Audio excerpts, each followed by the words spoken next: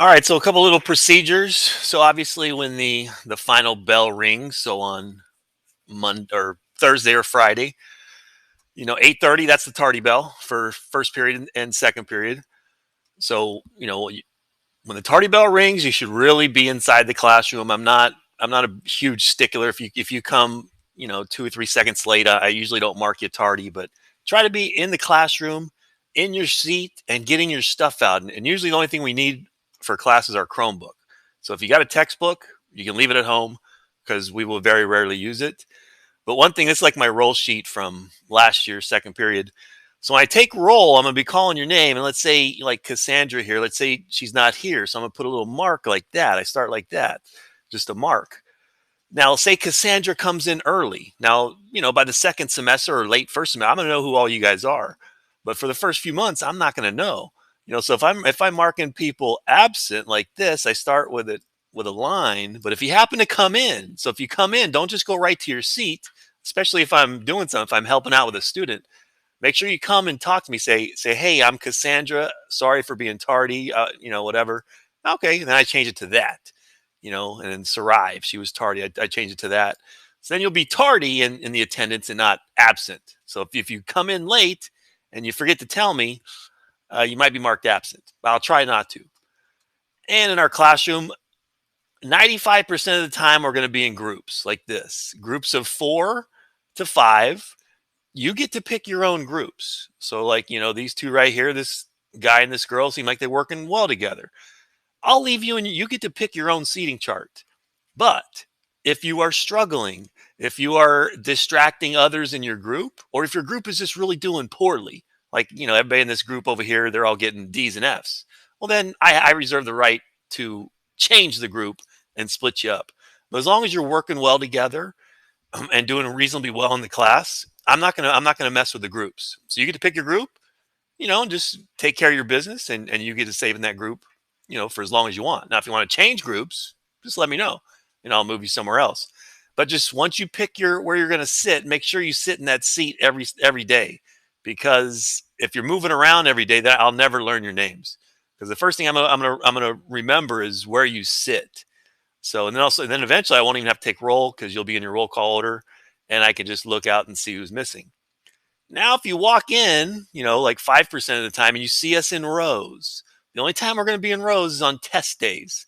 So when you're like this and it's you're in your groups, I want you talking to each other. I want you working on these assignments together. The vast majority of my assignments you get to do with a partner.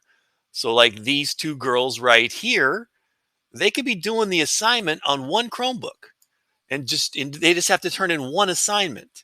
So that makes it a lot easier. Make a lot easier for me to grade because I can grade half of them, and it's a lot easier for you guys because you can work together on it.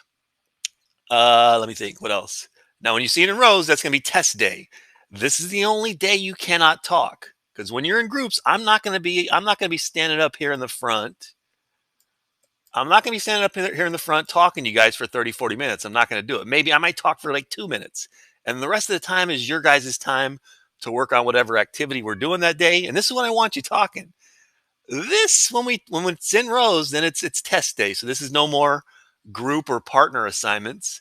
Now it's basically you got to do it on your own. So like this girl right here, she's got her cell phone out. No, on a test, you cannot have cell phones, because who knows? You might be, I don't know, Googling the answer or texting your friend and asking, hey, what's the answer to this problem? Or you might be taking a picture, of the test.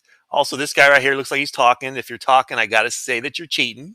This guy right here looks like he's looking at whatever this guy's doing. So make sure you have your eyes on your own computer, and make sure that you block your computer. So don't be like this guy and sit sideways. Sit sideways and give a clear view to the person behind you of your computer while you're taking a test. All right, so that's for test taking. But most of our assignments are going to be group or partner assignments. Now, if you're doing it in a group, usually 3 is the maximum, because if you have 4, you can go 2 and 2. But 3, it's 2 and 1. So if you have a group of 3, that's fine. But if you have 4, just go 2 and 2. All right, a couple more things on your group assignments, because vast majority of the time you're going to be able to do these assignments in partners or small group. Because I do not like you guys working by yourself. That's boring. I don't like silence. In my classroom, I have music playing all the time. If it relaxes you to have earphones in and listen to your own music while you're working, it doesn't bother me one bit. But here's one of our assignments from last year: protein synthesis, transcription, translation. Number one, make sure you put your names. I guess I can't type. I can't type. I'll draw it. Let's see if it'll let me draw. Give me your names. So, like Sam,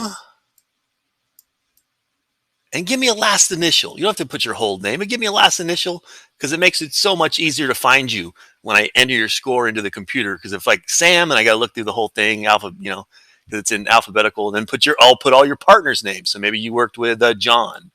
There might be more than one John in the classroom, so don't just put John. Put John S. All right, so make sure you give me your first name and at least your last initial, or you can put your full name.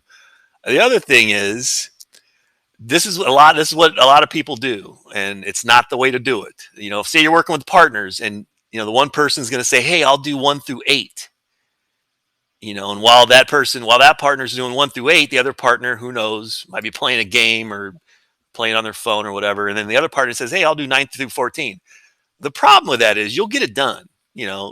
One person does half, the other person does half. The only problem is partner A, the first partner, is going to be an expert on what's called transcription. Hey, that's the first step of protein synthesis. So that partner is going to know transcription. Partner 2 is going to know the second step called translation.